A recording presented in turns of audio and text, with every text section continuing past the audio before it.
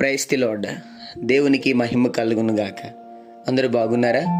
ఈ దినం దేవుని వాగ్దానం, శాశ్వత జీవం మీ హృదయములు తెప్పరిల్లి నిత్యము బ్రతుకును. 22వ కీర్తన 26వ చరణం. అవును, ఈరోజు హృదయంలో ఎన్నో రకాలైన ఆలోచనలు, ఎన్నో రకాలైన పరిస్థితులు గుండా వెళ్తున్నామని ఎన్నో ప్రశ్నలు. ఈరోజు నీ హృదయం ఎలా ఉందో, ఏ పరిస్థితిలో ఉన్నావో ఈరోజు నా ప్రభు నీతో మాట్లాడుతున్నాడు. నీ హృదయానికి నెమ్మది, సమాధానం నా ప్రభు ఇవ్వబోతున్నాడు. వింటున్నావా? నిశ్చయముగా నా దేవుడు నీ జీవితంలో ఒక గొప్ప ఉల్లాసంతో కూడిన సమాధానము కలుగజేయునుగాక. చిన్న మాట ప్రార్థన. ప్రేమ కనికరం గల మా తండ్రి, నీకు వందనాలు.